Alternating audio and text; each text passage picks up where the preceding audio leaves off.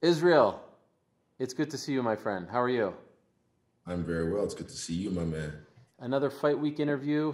This one feels a little bigger than maybe some of the other ones. You're looking to make history. You're looking to become just the fifth fighter in UFC history to hold two belts at the same time, moving up from 185 to 205. We know all the stakes, but first, I actually want to congratulate you on that Puma commercial that just came out. I don't know if an MMA fighter has ever been featured in a commercial and looked that cool before. That's tremendous stuff.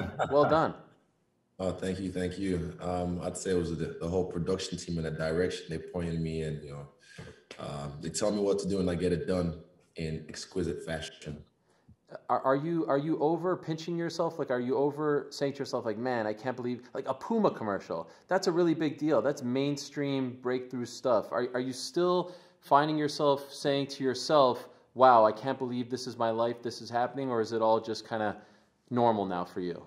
I've gone past that bit now. I've gone past that bit initially where I was like that's Puma, like, and they put me heavy. So, like I said, you're looking to make history on Saturday. Can you explain, because we haven't talked in a few months, can you explain ultimately why you decided now was the time to move up to 205?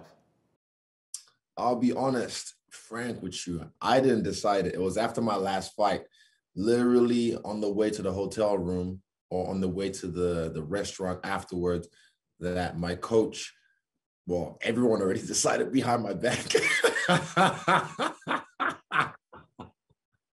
Everyone, like, they all had a meeting and were like, they said whatever they said. And then Eugene was the one who approached me and was like, right, this is the next move to make. We think. And of course, like I've said this before, I am the canvas. I have a lot of artists that, put a lot of work into me. So yeah, I have to consider their feelings as well. And then when Eugene pitched the idea to me, then I was just like, you make sense. You make sense. And yeah, it's like I said to you as well. It's like the ultimate alley-oop from the universe. And I'm about to dunk on this bitch, man. So was this not even on your radar, the idea of moving up to 205? You weren't even thinking about it after the Costa fight? Not this close. My own plan in my head was 2021 Raider Stadium. That was when I was going to go to 205. That was my own plan. But like I said, they had this meeting behind my back and then pitched me the idea and it made sense. And also made dollars. So yeah, there's a lot of things that happens, obviously, Ariel's behind the scenes, and we have a strategy like anyone else, not just in fighting, but in other aspects of the game. Did Eugene tell you when he decided this? Like, was it before even the Costa fight? I'm not sure, but like I said, it was on the way to the hotel, or it was on the way to the hotel, on the way to the kitchen. I mean, the restaurant. He kind of just pulled me back and was like, "Look, blah blah blah," and I was like, but why? But then he just pitched me the idea, and I was like, oh yeah, like I'm one of these guys. I'm not married to an idea. I'm not one of these guys that sticks to my guns on one idea and hold on steadfast to it. Like, if you present me with new information that makes sense, my ideas can change. I'm very flexible. Like, they can say I'm wishy-washy or whatever, but no, sometimes I just get presented with new information that makes sense and I can change my ideas. When you said why, what did he say? I can't tell you that. Oh, wow. So there's like a deeper meaning behind this. Yeah, it goes deep, bro. Deep. Okay. What if you would have said, I'm not feeling it, I just don't want to move up? What would have happened? They'll respect me. There's a lot of times I've had to not a lot, actually, that's a lie. There's a couple of times I've had to put my foot down on certain things and they've respected it, But there's also times when I have to like consider their feelings and not just me, the team, consider the team, not just myself, not just my coaches, but my other teammates. There's a few times I've had to do that. So yes, it might be an individualistic sport for most people, but for me as well, it's a team sport. It's a team sport. So yeah, if I put my foot down and I said, nah, I want to do it, I'm the one fighting. So yeah, they'd have to go along with it. But, like I said, I'm very open. I'm very open to new ideas. So if you present me with new information, my ideas can change. Has this been a common theme throughout your career where Eugene tells you what he wants you to do and you typically follow suit, or is this a newer thing? Ooh, that's a good stretch. Yes. Not a common theme, but sometimes it has been, and vice versa. An example was the China thing, like moving to China. It wasn't initially my plan, but it was his plan to get me more experience that I wouldn't get in New Zealand because at that point, no one wanted to fight me anymore in NZ because I was that good. So that was his plan. Another one was going to help Rumble with the fight with Jones that fell through. He just wanted me to go over there to see how far ahead my stand-up was, or our stand-up was, or our system was than those guys. So even after the first sparring and first training session, I was like, bro, these guys, they're not even like close to our level with the stand-up. The grappling is awesome, but the stand-up is like not where we, like he just wanted me to see that the grass isn't always green on the other side. So yeah, he's been, we've done things like that in the past, but it goes both ways, vice versa. How much of that decision on his part do you think had to do with the fact that Jan Blachowicz was the champion? In other words, I made the comparison last week to Michael Bisping. I said this fight, in some respects, reminds me of GSP versus Bisping for the middleweight title, where GSP looked at the champion above him and said, I could beat that guy, let me go for the belt, when historically he wasn't all that interested in moving up. Do you think that he wanted you to move up because he knew that you could beat this guy and it was an easier matchup than maybe some other 205 champions? I can beat any guy in the 205 division, but you'd have to ask him that question. You'd have to ask him when you talk to him next. Okay. What do you think? I think that's what I think. Was that part of the appeal for you? Nah, I just listen to my coaches, listen to my team, and listen to the money. So, yeah, that's the appeal for me. Are you getting paid more to move up to 205? Because you referenced money a couple of times now, so I'd be a fool if I didn't. Man, money, business is booming. Let's put it that way. Business is in order, so we're good. We're good. We're very good. You're happy with the way you're being treated? Because it wasn't that long ago you sort of insinuated that you wanted to be respected a little more in that regard. Yeah, I mean, at that point, I think they were kind of sleeping on me a little bit. Not just the UFC, but like the whole game after the whole, what was the name? The Romero fight. So yeah, after the Costa fight, they was just like, oh, that's right. I told you, y'all must have forgot. So I reminded them. And yeah, business is booming. Again, the stocks is on the way up. Could I ask, how much do you weigh right now? Well, I range from 89.25 kgs to 93.5 kgs. That's like the fluctuation. But right now, if you want to ask, because I got off the plane last night. Last night? Yeah, yesterday evening. I haven't really ate since then. I've kind of just chilled. Maybe 91 or 90 kgs. Yeah. Okay, so now we have a problem. I have no idea what that means in you Americans, get with the program. Get with the world's program. Pounds, sterlings, and pi per square inch or whatever. I don't know. I'm going to break the fourth wall here and just pull out my Google machine. Go ahead. This is important. Deadpool. You said 91 kg? Let's say 90 kgs right now. I'm going to say 90 kgs. Okay, 90 kg is 198.4 pounds. Yeah, sure. How much do you expect to weigh on Friday morning? I'm tell you what, I'm gonna keep the same energy during my fight week. I'm not gonna go crazy and order Uber Eats and cakes and whatever. I'm just gonna keep the same energy. Gonna use my guy Jordy Nutrition. They're gonna use Jordy to fuel me this whole week. Kai is hopping in the sauna on the bath, so I'm gonna do the same thing like I always do. Mainly just for my routine, my mind. It's not a superstition thing. It's just my body just knows what it does. Like my body knows it's fight week already, so it's gonna start dropping weight just because this is what my body does. My body just realizes like, oh yeah, it's what we're doing. So I'm just gonna keep the same energy. I'm not gonna change anything different and then start to like get all crazy. And yeah, don't be surprised if I weigh in at like 193. Yeah, don't be surprised. 193 for a 205 fight. Don't be surprised. Okay. So just curious. You know, Paul weighed in like 230 something or whatever it was. You know, Paulo weighed in like way heavier than he should, you know, like weight is an issue. Yes, it is a problem if you know how to use it right. But also there's a certain place, there's a certain mark where it then becomes a big problem. Like if I fought like a guy that was 300 pounds, I could probably still beat him, but there's a problem if he grabs me and then just decides to pin on me.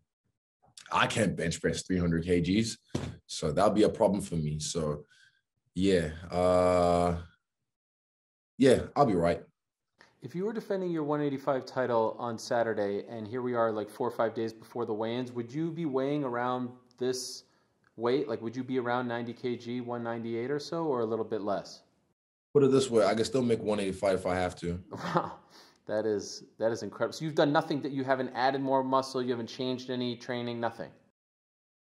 Boom, same flex, baby. Yeah, same thing. Yeah, there's nothing.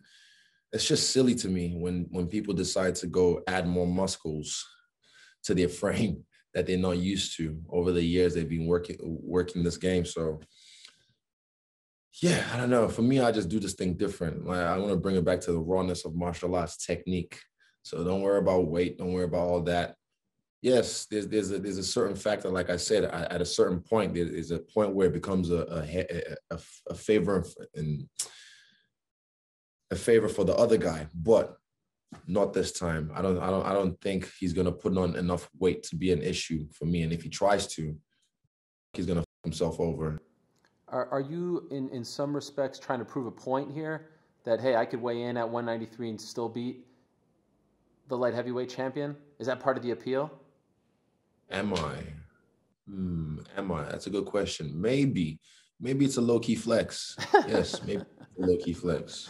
Respect. I mean, that's incredible. We haven't seen something like that. How much do you expect to weigh on Saturday? 195 maybe. Maybe 200. But I think 195 would be closer to it. And so if he's like 225, 228, no problem, no concerns. It's A-okay. So we're expecting to see the same type of Izzy that we see at 185. Like the questions of, does he lose power? Does he lose quickness? Does he lose X, Y, and Z? It's the same guy in there just fighting bigger guys. Pretty much, yeah. When I jumped in the UFC, even before the UFC, they was always talking about my power. He doesn't really have power, this and that. I knock out a lot of guys now and then like, oh, okay, maybe he does have power. Maybe. You guys haven't even seen me head kick knock out someone in the UFC yet. You haven't seen my knee knockouts in the UFC yet. There's a lot of limbs I haven't used to floor people, you know. Gaslam just got a thick-ass head. That's why that spinning elbow didn't drop him or flatline him. But, yeah, there's a lot of limbs I can use to floor guys. But, yeah, you guys will find out soon. Okay, and I feel like the internet is going to say this as I'm sitting here talking to you about it. You're not trolling me here, right? I mean, you're not going to show up at 2:05 on Friday and everyone's like, look at stupid Ariel. I promise you, I'm not, there's no, what is it, cross my heart, whatever. Okay. Break out the scale. Let's go. Let's make sure that. No, I'm joking. Come here. Okay, so did you learn? You know, I know you fought at heavyweight as a kickboxer. You've gone all the way up. Was there anything you learned about that experience that maybe you're saying to yourself, I don't need to bulk up because I've already done this before, essentially? Yeah, pretty much. I did it in King of the Ring at heavyweight. And those guys were slower. Their rhythm was different. It could catch you off beat. There was only the first guy I fought, can't remember his name now for the life of me, but he was the fastest one out of the lot. And he wasn't even able to touch me. And I'm a lot better than I was now than I was then. So, yeah, he's very awkward. He's got this crazy rhythm and cadence to his striking, and I got a guy like Blood Diamond in the gym that I spar with. I got Ben Boyce, who's been helping me with this camp as well. And yeah, I deal with awkward rhythms all the time. And I'm awkward myself. I mean, this is why I fuck people up, because I hit them with it. They're like, what? Oh, what is this? So speaking of Jan, comparing him to some of the other guys you fought in the UFC thus far, the Whitakers of the world, the Costas of the world, Anderson Silva, Gaslam, etc., where would you, not talking about the size, I'm just talking about the skill here, where would you put him in the ranking in terms of the guys that you have fought? How do you rate him? That's a good question. I haven't thought about that in depth. You might have to ask me that after I fight him, and I can tell you an honest answer. But from what I've seen, from what he presents, he's definitely a lot more well-rounded than some of the guys I've fought in the past. And yeah, I consider him a great threat. In comparison to those guys, though, you have to ask me after the fight. But I take him very seriously, very seriously.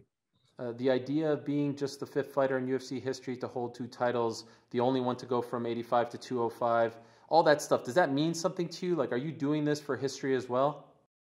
Just for history, yes, not for the numbers. Also, I heard just before in another interview that I am what was it? Damn it. I can't remember. One of the first guys, or whatever number it was, to win a title in the UFC undefeated at 185. And I'm about to be I'm about to do it twice. I can't remember the number. Stats, do the maths. But yeah, I'm about to do it again at 205, be undefeated and win a world title. So yeah. Woo, numbers. But historically, as you know, the fighter who goes up wins the belt. Doesn't usually. Now we have Amanda on this card who's gone back and forth, but the others didn't do it. Is this part of your plan? Is this something that you want to do? Defend 185 and 205 after Saturday if it all goes your way? Yeah, definitely could be. I plan on going back down to 185 after this. But also, I've got some cards that I hold close to my chest, so I'm trying to see the lay of the land. So I can't tell you because I can see your nose twitching. Relax, Ariel, relax. Some cards I hold close to my chest. I can't tell you right now, but over time, I'll unfold them. Heavyweight come into play here. Ariel, why'd you have to say all this? You got to the fight. See the nose. The nose. I can see that little. Yeah. Yeah. Where does heavyweight fit into all this? Like I said, I want to go back down to 185, but I got to see how the lay of the land plays out because, yeah, the continent of Africa deserves 3 world champions from the UFC, and it's a stronger image. It's a stronger, more powerful connection. You know what I mean? So, yeah. I mean, there's already Kamaru. There's you with 1. You're going for the 2nd. We have Francis coming up next month. So it might be more than 3. What do you mean? Well, you're saying 3 individuals. Oh, yes, of course. Yes. So my bad. Oh, I got 2 of them. Duh. Yeah. My bad. Yeah. Maths. See, I just woke up, Ariel. I'm trying to drink coffee to get spiced up, but you're doing well. So could I ask, so you have decided definitively in your mind when on Saturday you're moving down to 185 after this one?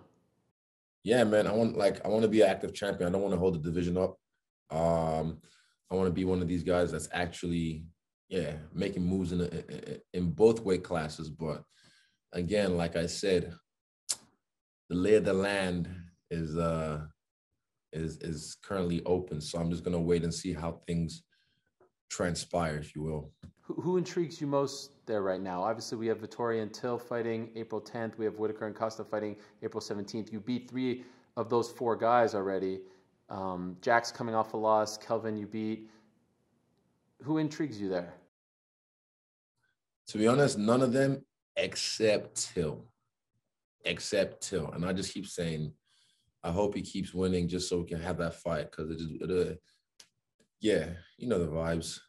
I just like the style, and I feel like if he wants to be that Muay Thai master and thinks he can stand up with me, be my guest. But yeah, I like Till. I like the style, and I like to fight him. But he just got to win, man. He got to get his shit together and keep winning, Till. Come on, Scouser. The one I didn't mention was Kevin Holland. He's fighting Derek Brunson. He's on a bit of a run as well. I know you guys have not seen eye to eye. Potentially him if he wins. Oh no, he's way down the line. He's way down the line. But if he keeps winning, I look forward to that fight as well. Okay. Are you surprised that Yoel Romero, the last guy you fought at 185, is no longer in the UFC? I'm not surprised, mother. I'm not surprised. yeah, that was his last shot. I said it before the fight. This is his last shot at this gold. So, yeah. See ya. So you feel like he didn't deserve another chance to fight in the UFC? If he worked his way up, sure, but he's old, so, and he didn't do shit. Like, now we all know why he didn't do shit in that fight. You know why? Because he knew if he made a move at the wrong time, he'd get clipped badly. So, yeah, people said I was running, but I think I just made him freeze. I have to ask you about something Paulo Costa, who you last fought, said very recently in an interview. I don't know if you've seen this yet. Where's my wine, Tim? Give me my wine. Give me my wine and drop a line. Let's go. I'm ready. I'm ready to roll. So I assume you did see it. He said that he couldn't fall asleep the night before the fight, drank a bottle of wine, and he was either drunk or hungover when you guys fought in Abu Dhabi. It's actually just tequila straight. My week, baby. Let's go. I can't sleep. We staying up. What did you make of this? I mean, as far as post-fight excuses go, this might be an all-timer. Well, I'll tell you one thing, an advice I would give someone like Paulo in this situation is just humble yourself. Accept the fact that the skinny claw whooped your ass. Yeah, just accept that and go back to the drawing board and reassess your whole game plan, reassess your team as well. One thing I tell him, reassess your whole team and see if they're right for you. Yeah, rather than just making excuses. It's his ego. His ego won't let him accept the fact that I whooped that ass twice. So, yeah, just accept that, and you'll be a lot better off. But if you keep making these excuses, it will never let him get further in his career, and he'll just constantly be, you know, that crazy ex, like, that keeps, like, trying to clout trout off you. You know, when, yeah, he'll be that guy. You don't want to be that. Come on. Could you tell, I mean, like, did you notice that he was maybe under the influence, or did he smell like, I mean, did you have any clue, or is this the first you're coming across this? You're a troll. No, I'm just, I mean, if he's being honest, I'd love to know from the guy who was in there with him. He didn't seem drunk at all. He didn't seem drunk at all. He didn't. The only time he seemed drunk was when I cracked him and he did that wobbly wob. But nah, he didn't seem under the influence. I should make up an excuse as well. What is it? Race cars. Yeah. Oh, yeah. There's race cars driving that whole night, like at the W. I couldn't sleep. So it was really hard for me to sleep that night because the NASCARs were just the whole time. So I couldn't sleep either. So we're on the evil playing field now. Okay. By the way, why do you say assess your team? I mean, he's not. What's the guy's name? The guy with the glasses. Eric Albarracin, Captain Eric. Okay, yeah, him. And there was a point as well when I dropped him, and you can hear screaming in the corner, like panic. And I love watching the clip. If you watch the clip again, when I dropped him, you can hear the screams in the corner from the corner. It's panic shrieks. Yeah, whoever. I know the guy as well as that fat, like Brazilian guy or whatever. And also, in you guys didn't see it on camera, but there was a point I was doing this to him, and he flipped me off. And I was going to flip him off back, but I was like, nah, I'll just show the peace sign again. And I was like, yeah. So this team is just, they're too emotional, just like him. He's a little bit too emotional. He just needs to reassess his whole team. And yeah, it is what it is, man. What are we, 5, almost 6 months removed from that fight? Would you say it's the most satisfying night of your career so far? I mean, thus far, for those that don't know, and I don't feel like this is discussed enough, 75-5 as a kickboxer, 20-0 as an MMA fighter, 5-1, I believe, as a pro boxer. That's an unbelievable record. I don't feel like this gets talked about enough. So you've had many great nights, but considering all of that stuff and considering what happened in the Romero fight and the things that were said about you in the aftermath, could you possibly say that was the most satisfying night of your career? It's definitely top 3, but it could be the most satisfying night of my career yet.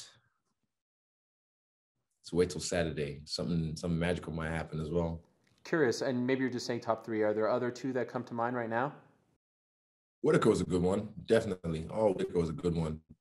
Definitely try to say he wasn't talking, but we know the vibes. Me and him know the vibes. So yeah, that was a good one to stick it to him twice. Okay, so how much of this move up to 205 has to do with Jon Jones to say, I got something that you once held, now come and get it? It was in the beginning, but now not really, to be honest. He's doing his own thing. But like I said, you can't run away from me.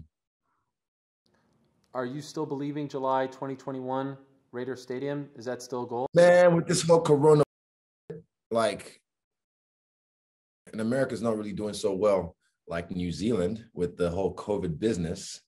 So, yeah, unfortunately, it might not be summer or July, but there's still December. It's still December 2021. It can happen then. All I know is that this fight needs a crowd. That fight needs a crowd. I can't do that in an empty arena. Like, yeah, that fight definitely needs a crowd. What are the chances in your mind you win on Saturday, your next fight is against Jon Jones? I didn't think that far ahead, but now, like I said, I'm going down to 185, defend my belt, and there's still some cards I hold close to my chest. Yelling. Carry on. Sorry, Okay. Eugene, I can just keep yelling. So he's being reserved for the winner of Francis versus Stipe. Do you think he beats either man? Let's say it's Stipe who wins. Let's say it's Francis. Do you think he beats either man when he fights for the belt? Hey, man, you're asking too many questions about this. I don't really care too much about it at the moment. It's fight week, so yeah. Fair enough.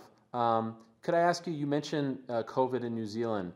You said something really interesting the last time you had to be in quarantine. I just spoke to Dan Hooker about it last week, who's currently going through the same thing. And you talked about the effects that the rules over there have on mental health. And you talked about how there should be people at the hotel. So it's a lot stricter than here in the United States. You come from overseas, you have to be in a hotel for 2 weeks. I think it's become a lot more widespread known here in the MMA community after Dan Hooker's story and your story. And so he actually told me that he believes that by you speaking up actually led them to change some of the rules and there are people available. Did you know that, A? And B, why did you feel the need to speak up? How is it affecting you? It wasn't really me because I'm strong up here. I'm bulletproof, you know. Well, I wouldn't say bulletproof, but yeah, I'm stronger than the average man. But talking to some of the people on the ground, because I'm actually on the front lines, you know, Jacinda Ardern's not really on the front line. She hasn't, you know, traveled and spent 2 weeks in the quarantine. You know, respect to her and whatnot, blah, blah, blah. But yeah, an example was this mother with a daughter who was like 14 with a neurological disease in a wheelchair. I could just see, talking to her and stuff, I could see the stress that she was going through. She didn't really have the support she needed, you know, as a I don't know if she was a single mom, but she was the only parent there. Excuse me, as a mother with a teenage daughter who's, you know, going through a lot. And yeah, there was a time when I even tried to help her with her wheelchair, and when she was struggling to climb up the stairs, and she kind of said, no, don't. And I was like, whoa, why? She said, oh, someone helped her the day before because she saw her struggling, and he got 2 days added to his quarantine. And so you're going to have to go through that again this time, right?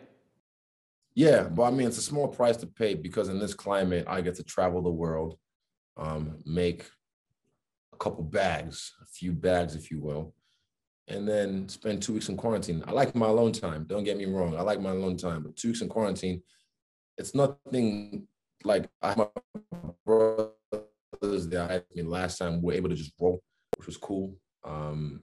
Yeah, and yeah, I'll have my brothers again this time, so we'll keep each other company. Is there anything that gives you anxiety? Is there anything that makes you feel uneasy? Yeah, definitely. I'd say when lately or just in general, if I'm not, say if I'm just going to the grocery store, if I'm just going to down the road and then I just get maybe a bunch of people just around the corner see me and, oh, shit, it's Stylebender. I could be having a bad day. They don't care. They just want their picture, you know? So, and they just rush you and they want to take. And people say, oh, well, you chose this lifestyle, blah, blah, blah, blah. Yeah, and I'm happy to spend. I love when people are respectful, when people are cool, when people approach you with, I don't know, human decency. yeah, that's cool. And I give them the time of day. Even there's been, you can, I don't know who the guy is, but there's been times when people I've like, oh, I'm kind of having dinner with my family right now. I'm having dinner with my girl right now. Do you mind? And then they're like, oh, no, it's all good. It's all good. Hey, I just want to shake your hand. You have a good done. Then I'll find them after the dinner maybe, or I'll chase them maybe like later on, just like, oh, because I kind of felt bad. And I felt the fact that they respected my privacy makes me want to give more. But if they're like, oh, come on, just one. I'm like, bro, you don't really care, do you? Because it's not just one. Timmy, why do you keep doing this? That's the third time. Nah, but like, I mean, if people like oh, just one, come on, just one. And it's like, yeah, it's not just one. Because if you say okay to one, then it becomes like the zombie apocalypse. And then that guy said, oh, you just took a photo of that guy. Let me go take a photo. And then before you know, 5 and 10 and 15. And it's just like, I'm going to spend the next 30 minutes taking photos when I didn't plan on doing this. All I wanted to do was just have dinner with my family or have dinner with my friends. And I mean, if you're out with Miss Helwani and every 3 minutes your conversation gets cut, or every 2 minutes your flow of your rapport, whatever, gets stopped, she'll get pissed off, I'm pretty sure. Or if you're out with your family and your kids, people just need some manners and respect sometimes. That's what gives me anxiety. The last time you were in America, you were in California for a long time. I know you were in Vegas as well with your teammate, but you were awarded your purple belt, I believe, from the great Andre Galvao, and he posted an amazing video of him surprising you with this belt, and you got really emotional. You were openly crying when he gave this to you. Why were you so emotional? I'm an emotional guy. He did the same thing when I got my blue belt, because it was just a surprise. I wasn't expecting to get my blue belt, and this was in New Zealand, and he surprised me with it. And it was just, I don't know, man. I'm a very emotional person, if you haven't noticed. But yeah, same thing there. And then my head was on, I was like, all right, don't cry. But that's just me. I'm a man who's not scared of my emotions, because, yeah, tell me otherwise. Did it represent something bigger to you? Did it? Yeah, in a way, because they call it sandbagging in the world of jiu-jitsu. I've kind of been accidentally sandbagging for years, because I haven't been in the gi as much as I would have if I wasn't doing MMA.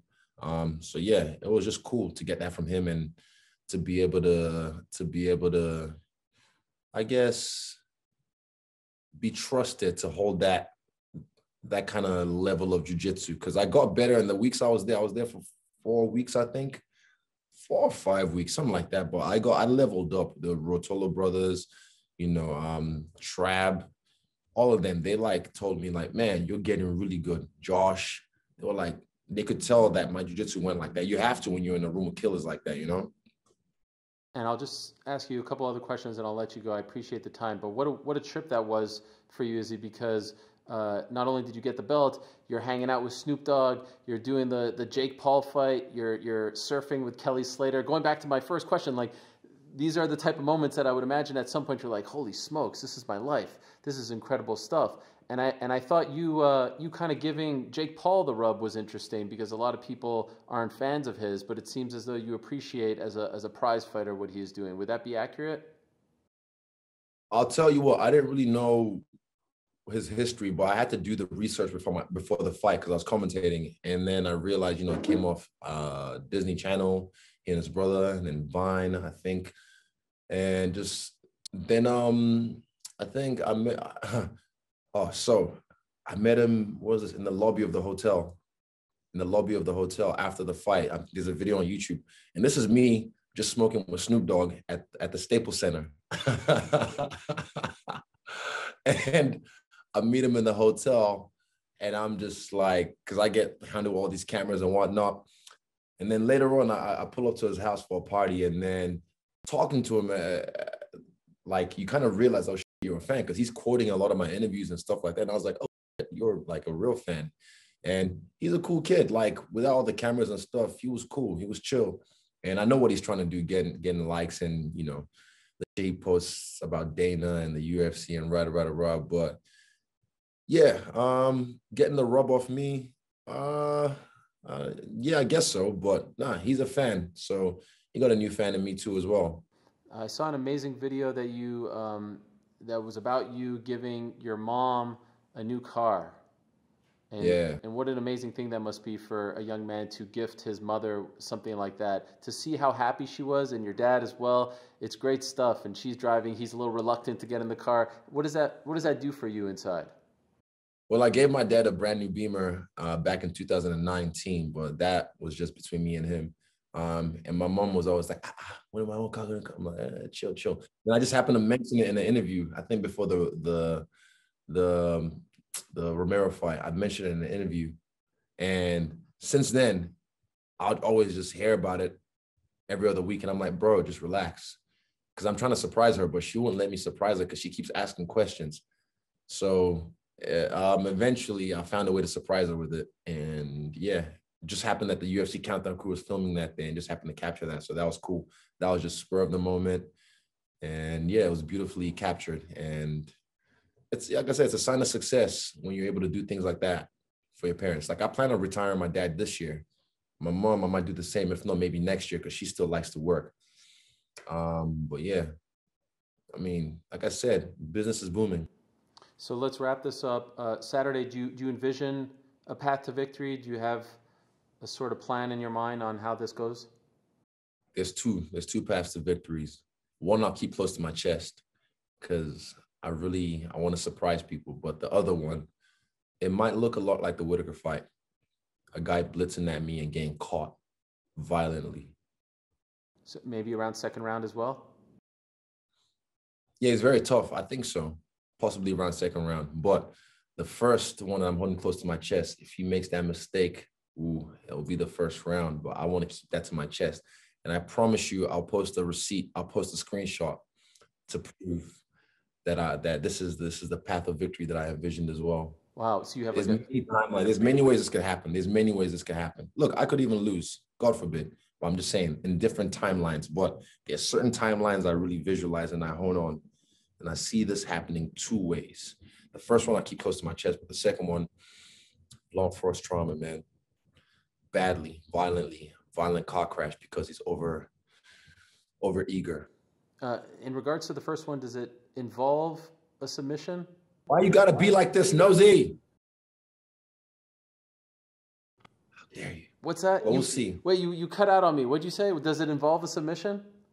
So why you gotta be so nosy? Okay, I just was curious because, I mean, with the Galval thing, people underestimating, I just feel like that would blow our minds, right? Izzy submits him. Exactly. And he's a black belt in jiu-jitsu as well. But yeah, yeah, it does. And what? Fucking fight me, Ariel, fight me. Okay, and then so to lay it out, you win. I hope they have 2 belts for you because they didn't have for Conor when he won, right? They did, I think. They did. Well, they took Tyron Woodley's belt. Oh, really? Oh, wow. Well, I think they should. I think I brought my other belt anyway. I hope Eugene did. But if not, yeah, I'm sure. I'll make sure. I'll get them to have that ready on deck. And then when do you expect to return? Not to get too far. I just trying to get the plan for your 2021. You win on Saturday. I want to fight a lot this year. I want to fight a lot this year. Last year was a bit slow because of the Rona, but this year I want to do what I did in 2018 when I just did like 5 fights in I think 366 days in a calendar year. So you're looking to fight legit 5 times this year? Maybe not 5 because I'm the champion now. It'd be hard to do so, but 3 to 4 because of the whole climate of COVID as well. But we can make it happen. I want to be active again. I want to be active like I was when I first got in the company in my first year. Okay. Well, it starts on Saturday. Izzy, thank you so much for the time. I appreciate it as always. Good luck to you as you attempt to make history on Saturday night. As I will make history. L'chaim. L'chaim, my friend.